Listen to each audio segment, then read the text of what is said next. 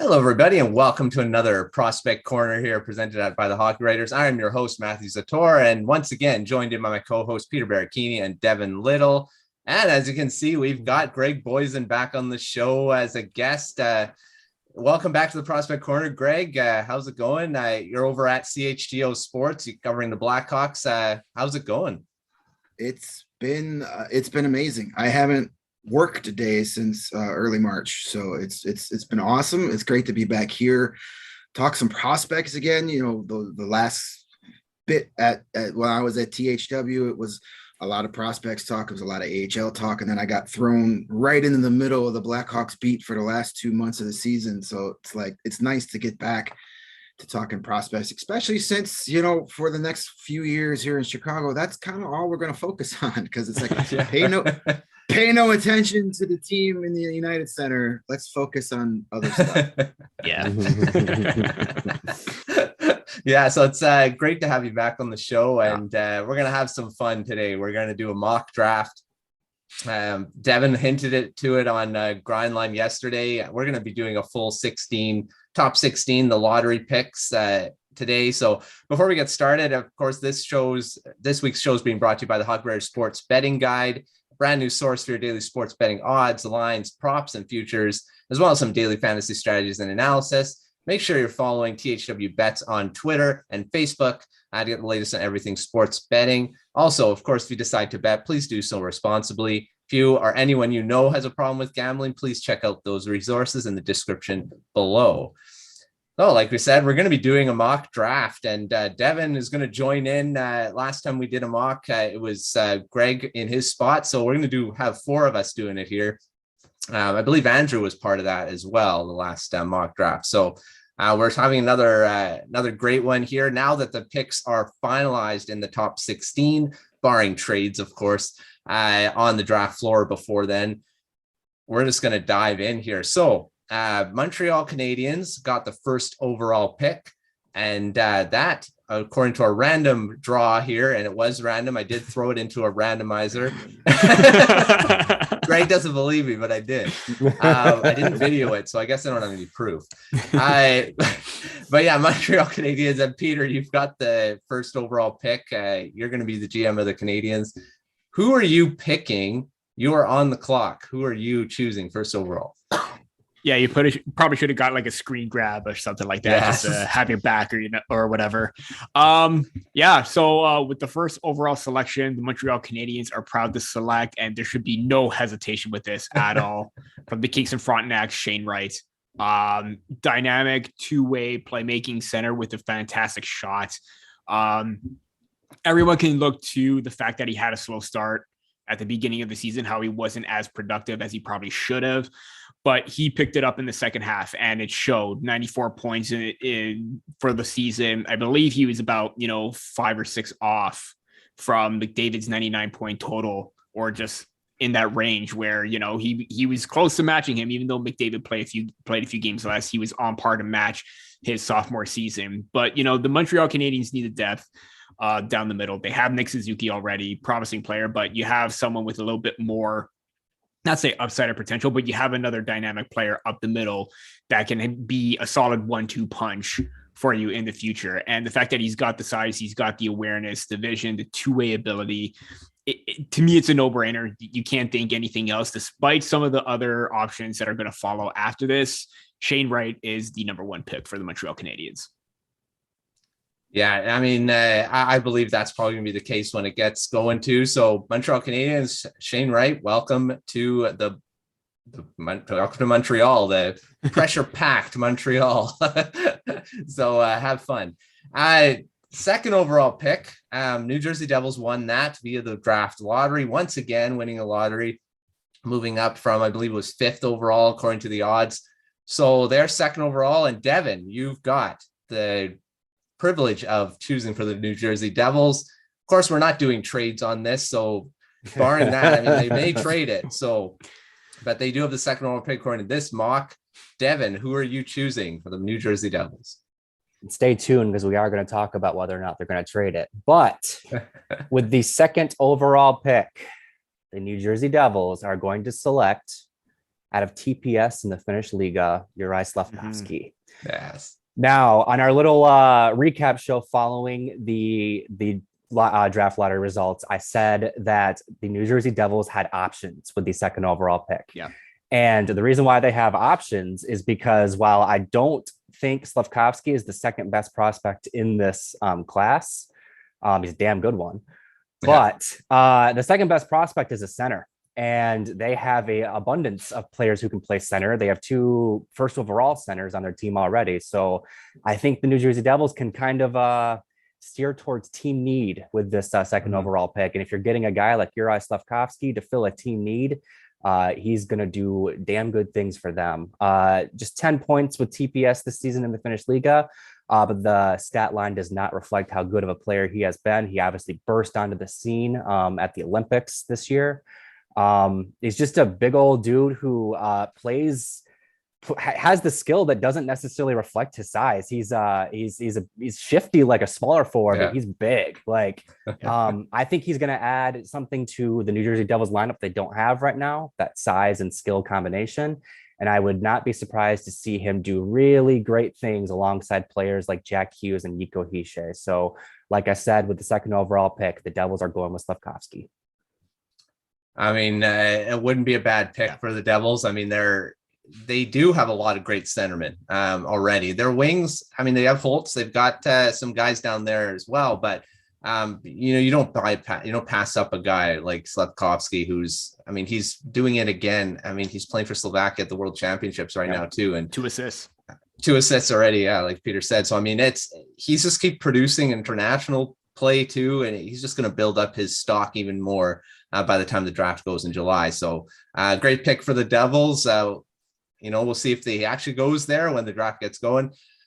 Third overall pick, Arizona Coyotes, who dropped from the odds to be the second overall, but they're still going to get someone pretty good here. So Greg, you've got the Arizona Coyotes third overall pick.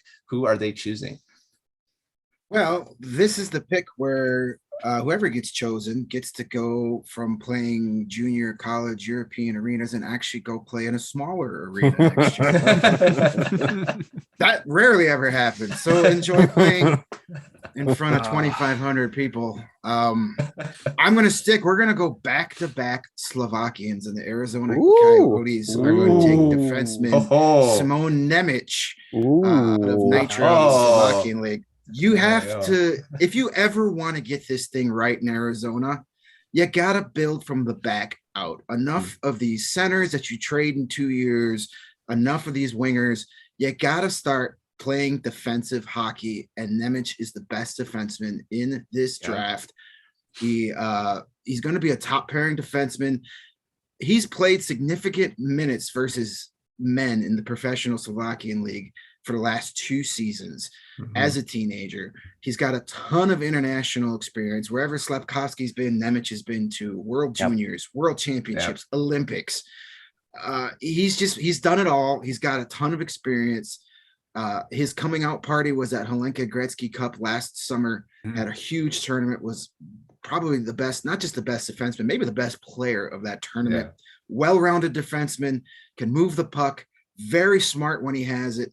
He's got a very good individual skill set with speed, and he's very dangerous in transition. And that's like what you need in today's NHL. And he's also very solid defensively too. So he brings that whole package. He is a top pairing defenseman for a long time in the making.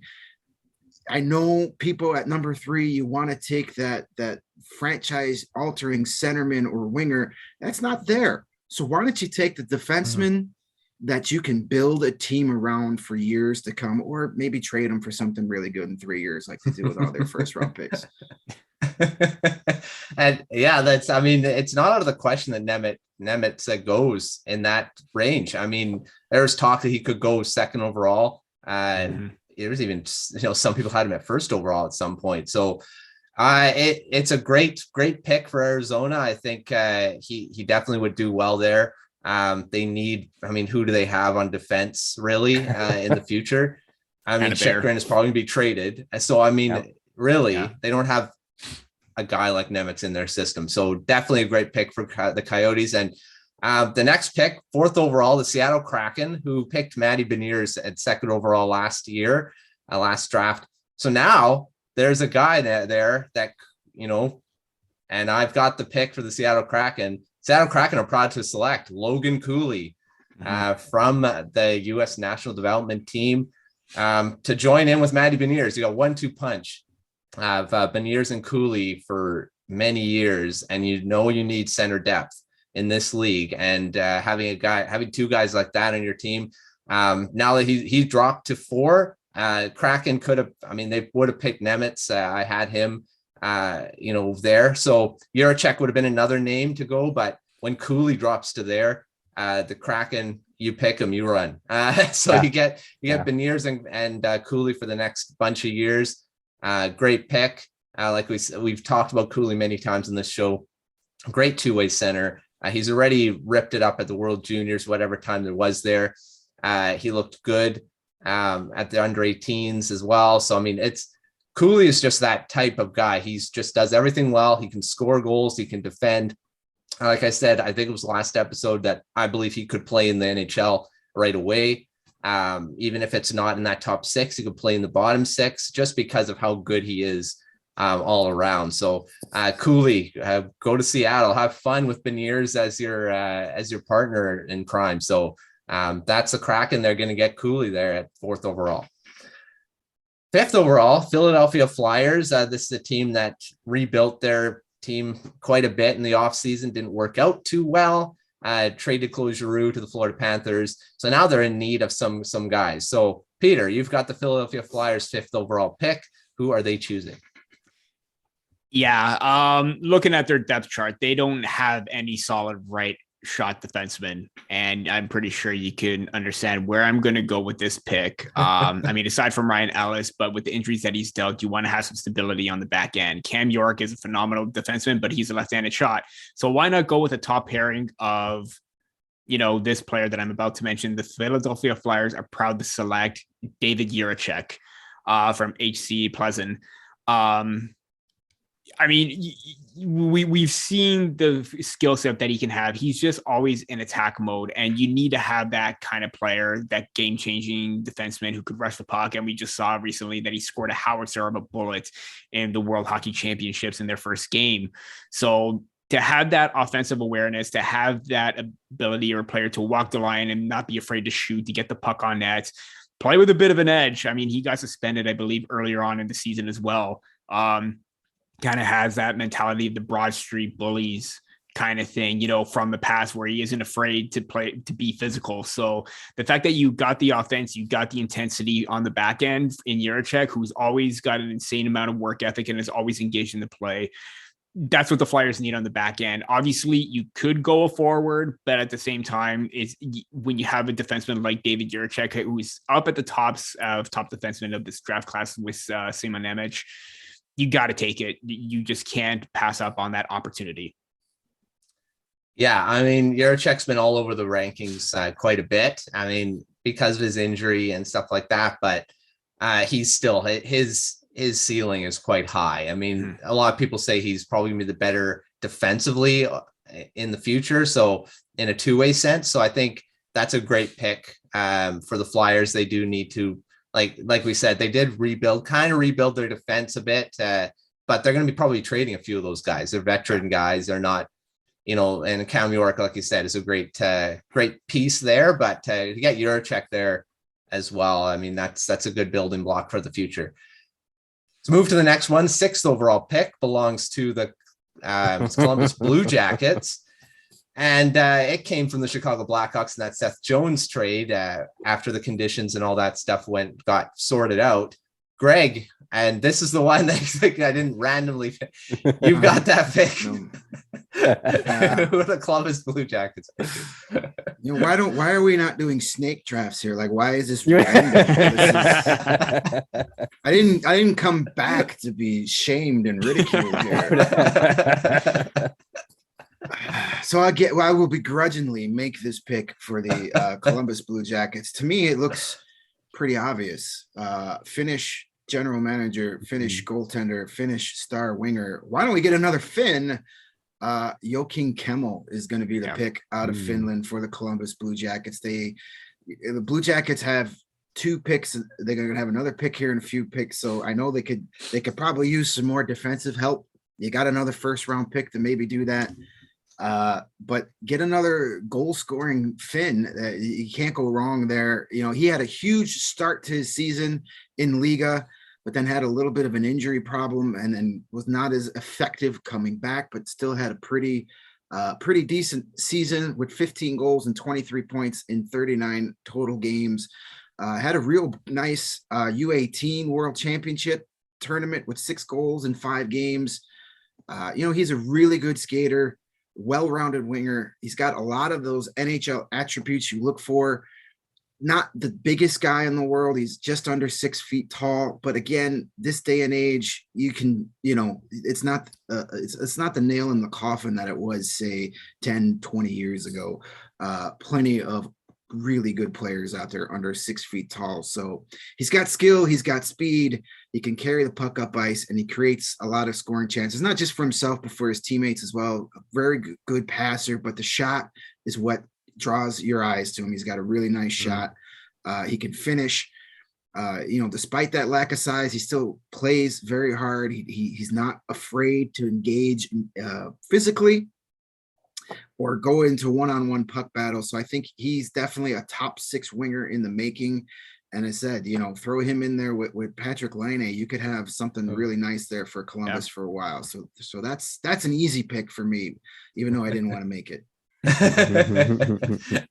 No, that's a great pick for the Blue Jackets. And again, they've got 2 first-round picks in this draft. They just keep adding. I keep adding to that prospect pool, and they're going to be a really good team in the future. I mean, they were pretty good this year. So you're adding a lot of talent. This draft, last draft, stuff like that. So it's bright future in Columbus, that's for sure. So adding Kamel and, you know, if this was like, wouldn't it made sense for me to do both of these picks? You know, this is why you guys are messing with me. Yeah, right. I think that was a confession right there. No comment. No comment. Silence speaks volumes. So 7th overall is going to the Ottawa Senators, another team that's struggled quite a few years in a row, and I mean they've got quite a good prospect pool going as too. So for the Ottawa Senators, 7th overall pick, I am going defense, Kevin Korchinski to the Ottawa Senators. Ooh, because nice. I mean they got Sanderson back there, but I think they need some more defense, and Korchinski has just been so good, and he's jumped up the rankings. Like I said, I believe he was 7th overall in a few rankings, or 6th coming up there. So Ottawa Senators goes with Korchinski here. I mean, they could have gone another route going to forward wise, but I think their forward depth is pretty good right now. I mean, they could maybe add a few things, but I think Korchinski adds a lot to their defense core. Great 2-way defenseman. He put up the points, he can defend, and he's really increased his stock in the last few months. And he just keeps doing it in junior. And Korchinski is going to be a heck of a defenseman in the NHL. And to go 7th overall to the Ottawa Senators, it would be pretty good for their depth on defense. So Senators is going Kevin Korchinski, 7th overall. That will go over well in Ottawa. Yeah. Devin, you've got the Detroit Red Wings 8th overall pick. Who are you choosing? I think I may know. Ooh. So the Detroit Red Wings are in need of a high-flying, talented forward prospect. We know where this is going. It should surprise no one that I'm looking at forward here. While I am tempted by a number of other players available, it has to be this guy for me. With the 8th overall pick from the Winnipeg Ice, I am going with Matthew Savoy. 8th overall. Interesting. Yeah, you thought I was going to Karamaki, didn't you? Yep. If Savoy was gone, it would have been the Karamaki as a little tidbit for you. But Matthew Savoy has been a top 10 ranked prospect in this class pretty much since the beginning of scouting this draft class. He is a center, Although I do think there is some debate as to whether or not he will be a center in the NHL. I think he might need some time on the wing before he switches over there, but that's fine. If a team like Detroit drafts him, he'll have plenty of time to make those adjustments in time. He is a smaller forward. He's at 5'9", around 180 pounds.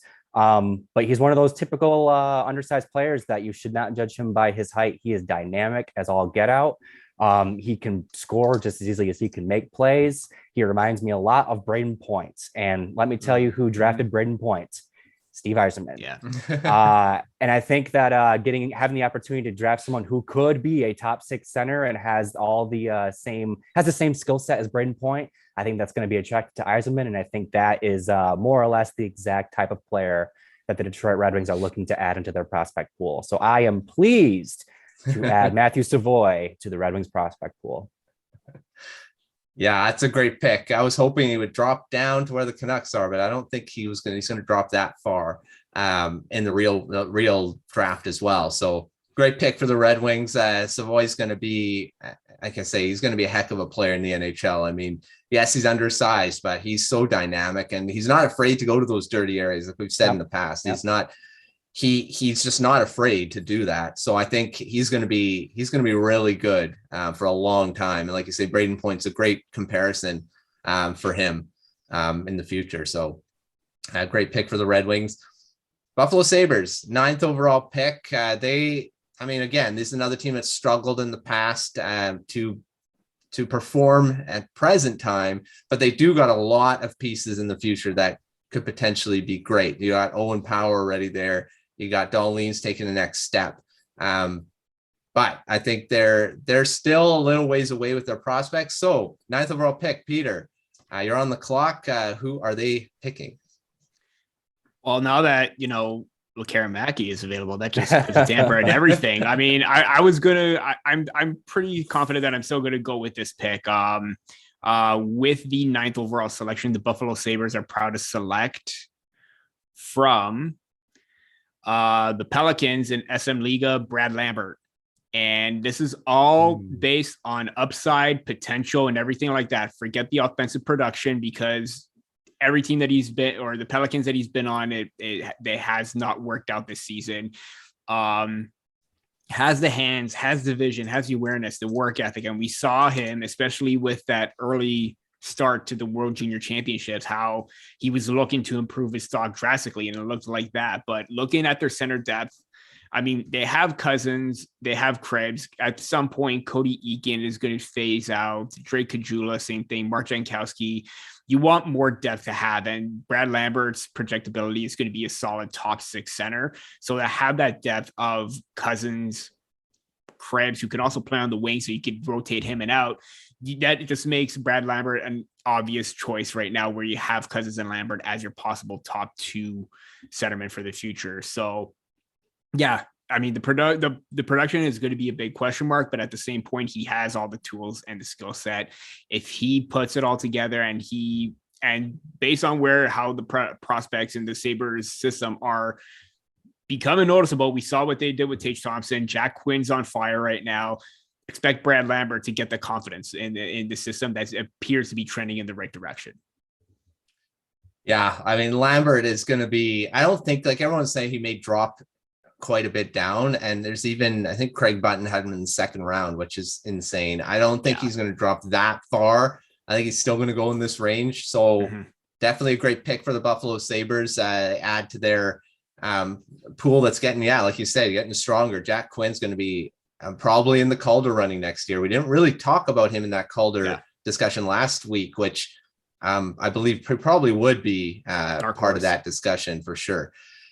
Next, 10th overall, Anaheim Ducks. This is a team that had some good success throughout the season. They were in a playoff spot for quite a bit of time, but then fell off and then traded a bunch of stuff away. And now they got the 10th overall pick. Greg, you've got that pick for the Anaheim Ducks. Who are they picking?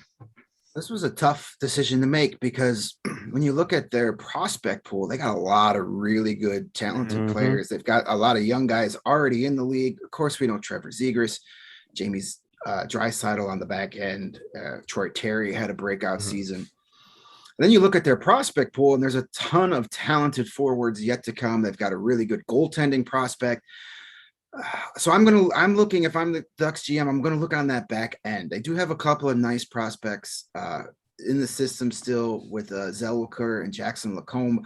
But, when you look at their current defensive system, they got a lot of guys who aren't getting any younger. Cam Fowler's there, Andre Schuster, Kevin Shattenkirk. He's still in the league. Wow. So they're going to need guys to play defense. So I'm going to look on the back end, and I am going to, with the 10th overall pick for the Ducks, I am going to take left-handed defenseman Denton Matejchuk from the Moose Jaw Warriors. Maybe a bit of a stretch, probably a bit of a stretch, but I think he's the best defenseman still available. Again, another one of these guys that a lot of people are going to be like, hey, he's too small, but he played a ton of minutes for Moose Jaw this season. Might have been one of the best 17-year-old players in the entire Western Hockey League, and that's a big accomplishment there. He is undersized, but he has a dynamic skill set. Very good skater, and that's what you want on the back end. Again, he uses his speed to evade pressure when he's carrying the puck in transition. He's one of those guys that, he might not be the biggest guy in the world, but with his speed and his positioning, he can make up for that in other ways. He's got a very hard shot, so he can create some offense from the point, which, again, today's NHL, you want your defenseman contributing offensively as well. So, his size might steer some people away, but when you already have a Jamie Drysdale, sorry, I almost called him Jamie Drysdale. I need more coffee, but when you already have some good defensive prospects coming, and you already have a really good young defender at the NHL level, you could take a little time. You can learn how to use more positioning and speed. So I think it's a good pick for the Ducks as they continue to add to an already very good prospect pool. That team's going to be tough to beat in a couple of years. Yeah. Unfortunately for the Canucks, there's quite a bit of talent in that Pacific Division now.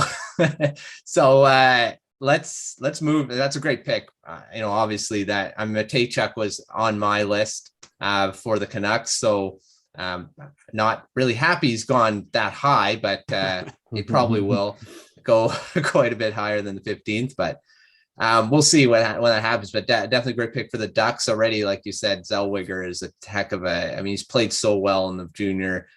Had a guy like Matejchuk to that group with Drysdale. That's a pretty good defense core to build around. So great pick there for the Ducks. San Jose Sharks. Here's another Pacific Division team that keeps building their prospect pool and doesn't seem to want to give up the ghost with thinking they're still a contending team with the guys they have, signing guys to long-term contracts that may not work out. But they do have an 11th overall pick here. Devin, who are you choosing for the Sharks? I'm thinking I may know who you're picking there too. Well, to start off, I want to say that going into this, I was definitely eyeing either Korchinski or Matejchuk with this pick, and they're both gone. So regrouping here, the Sharks, their best prospect is William Eklund, and he plays for Desjardins over in the SHL. And when they're scouting William Eklund, I'm sure that they've had plenty of time to watch this player play as well. So I still get the opportunity to talk about this guy. 11th overall. The San Jose Sharks select Jonathan Lekkerimäki. And it is fitting because, yes, Eklund and Lekkerimäki are teammates. And I do think that they would complement each other really well at the NHL level. Lekkerimäki can score. William Eklund can make plays. That's exactly the setup you want going on there. Yeah. Now, the reason why I was looking at Korchinski or Matejchuk here is because I do think the Sharks have a need on defense in their prospect pool. But when you have a player like Lekkerimäki sitting there at 11th overall, and most of your top guys on defense are gone, you got to get Lekkerimäki. I think Lekkerimäki and Eklund are going to be kind of the future of the Sharks offense if this happens. And looking forward to more exciting hockey out of San Jose if this were to happen, because Eklund's a great prospect. And let me tell you, Lekkerimäki was a strong second for my Red Wings pick. Yes. So I'm happy to see the Sharks get him with this pick. If Fairmackey's not going to Detroit, he's going to San Jose. Yeah. That's why I said I think I know who you're picking. And it was very, very true. Because if he didn't, Blue Jackets would have picked him. Yeah. So the Columbus Blue Jackets, 12th overall, second pick of this top 16.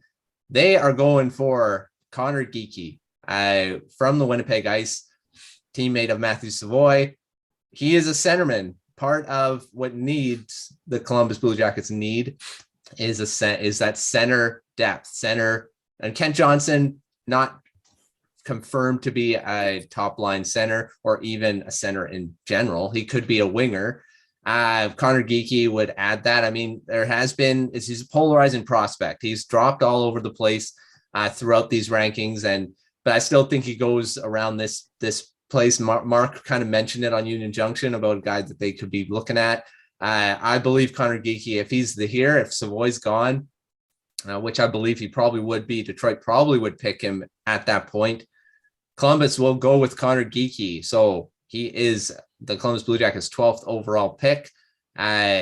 He's got offensive upside. He can play that game. I mean, add to what Columbus already has up there on offense, but they do need stuff down the middle. So Connor Geekie, unless I'm wrong, I'm pretty sure he's a centerman. So, I mean, he's going to add a lot to that. Hopefully he does stay at center, because it's not always the case to stay at that position when you play that in junior, and moving to the NHL is a big difference in position change from junior. So, but Connor Geekie, I think, is going to thrive in Columbus. So, and I think he's definitely on their radar at this point of the draft.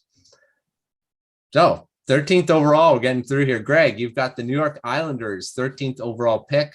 Again, this is a team that has kind of fallen off. They played up to, they had a lot of troubles with COVID this past season, but they made it to the Eastern Conference Final, the last, 2 playoffs. So to be out of the playoffs and now having a top 15 pick, pretty good. So who are the New York Islanders picking at 13th overall? Barry Trotz could have only gotten their arena built on time. He'd probably still have a job. The New York Islanders need offense. They need offense badly. Some may say that, hey, maybe a more offensive-minded coach can get some of those guys going, but they still need to score. And here's a guy that I kind of surprised is still on the board, so they need to jump all over, and it's Cutter Gauthier out of the U.S. development program. I've picked a couple of undersized guys. This guy's not undersized. He's over 6'2", 190 pounds. He's going to grow into that body. He's just one of these like complete players. Played a ton of hockey this season for the development team, both the national team and in the USHL. Put up over 50 goals and 90 points this season. He could play both center. He could play wing. He's on the power play. He kills penalties. He does it all, and he's got a great shot. He's average skater, but that will get better as he gets older. As I say, he's got that frame that NHL teams still crave at 6'2". He's with his size, his speed, he uses that to his advantage to overpower opponents. He uses it to get to the net.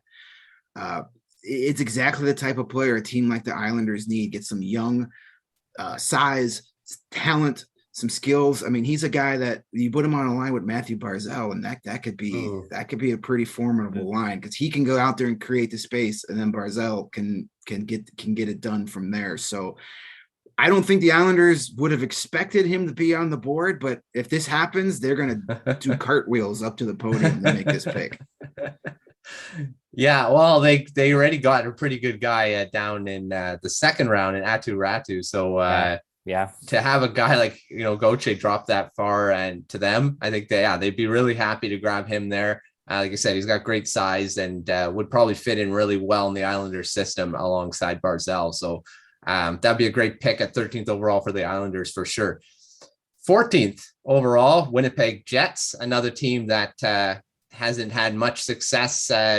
Even if they make the playoffs, they got a lot of talent, which makes no sense to me why they can't be more successful. They fired their coach. They fired their coach again. So now they're looking for another one. But they do got the 14th overall pick to add to their prospect pool. Peter, who are you choosing for the Jets?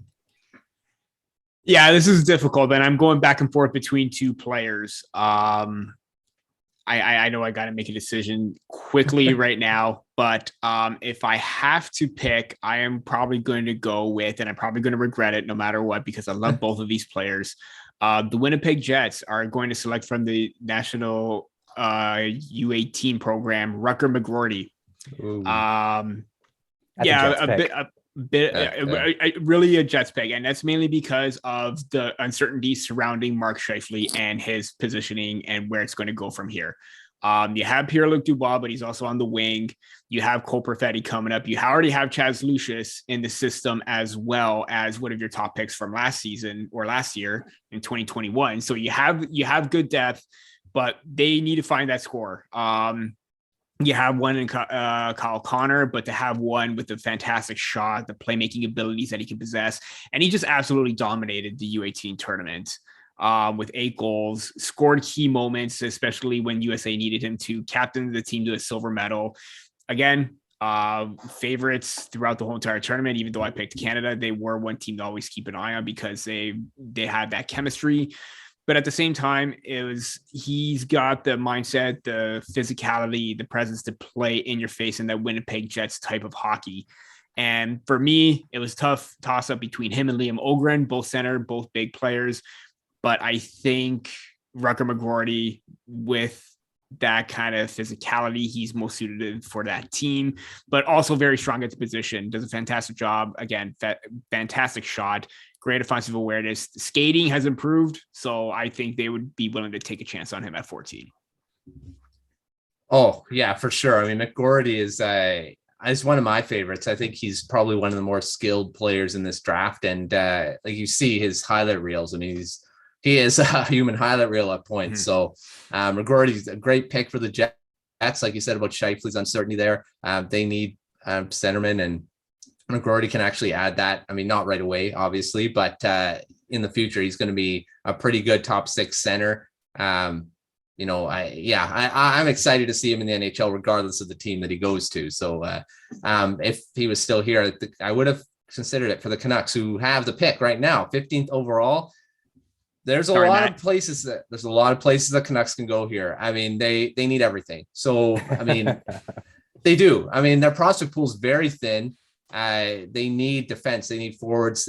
Not so much. Well, goaltending, they've got Demko for a long time here, so maybe not. And they're not going to pick a goaltender here anyway. So 15th overall, Vancouver Canucks. I'm going to go Swedish connection and go Liam Ogren for the Vancouver Canucks at 15th overall. There's some defense here at this point the Canucks could choose as well.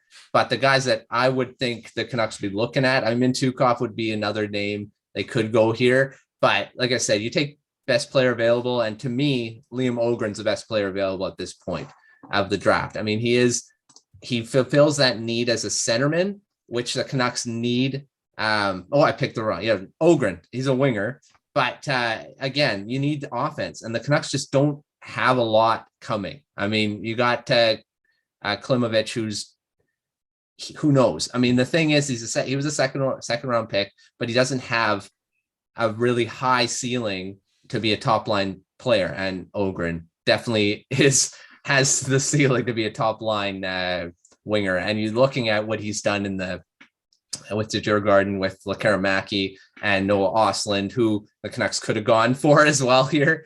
But I mean, Ogren, I think, is the higher ceiling. He just has, I did a profile on him, I didn't do the profile, but I did a profile for the Canucks as a target. And, looking at his game, he's just so well-rounded. He may be a little bit of a stretch going at this point, but he's just such a well-rounded player. He's got so much of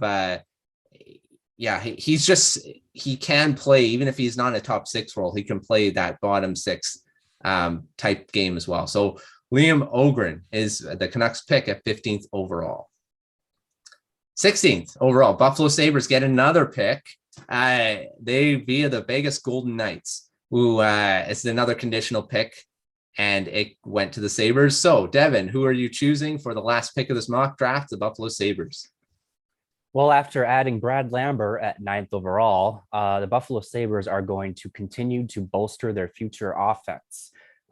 They trusted the University of Michigan with Owen Powers' development this past season, and they're going to have to trust this Michigan's development of this player next season. With the 16th pick, thank you, Vegas, the Buffalo Sabres are proud to select Frank Nazar. Yep. I'm a little surprised Frank Nazar is still here, available at 16, but I could, when the draft happens in July, I would not be surprised one bit if he is still there at 16. He is undersized. That's always going to be a knock on him until he proves that he can do what he does at the NHL level. But this dude's a gamer. He's dangerous in the offensive zone. That's a given. He can shoot. He can make plays. Outside chance that he could be a center at the NHL. I wouldn't bet on it, but I think there's a chance he could be that kind of player. And he just does a little bit of everything. He's also not, a liability in his own zone. So to add Brad Lambert, who I think is one of the most skilled prospects in this draft class, to then also add Frank Nazar, who could feasibly play alongside Brad Lambert in the future, and they could make some magic together. I think you're looking at a really strong Buffalo Sabres offensive core with Alex Tuch, Peyton Krabs, Brad Lambert, and now Frank Nazar. So like I said, with the 16th pick, the Buffalo Sabres are very proud to add Frank Nazar to their prospect pool. That's another one the Canucks I was debating. There was a few players at that point that I could have picked, and Nazar would have been one of those guys as well. But just looking at who the Canucks have in their front office now and the scouting that they do, I would not be surprised if they went the Swedish route and got one of those guys. It's not out of the question, even though some people may question this pick at 15th overall. I think the Canucks are definitely looking there. But yeah, for Nazar, I mean, the Sabres are just, to add him along with Lambert, if that was the way it went, that's a pretty good draft to walk away from, to build more of that prospect pool, because the Sabres are going to be scary in the future, no matter who they get in this first round, because there's quite a few good players here in this draft. So that's the mock draft, top 16.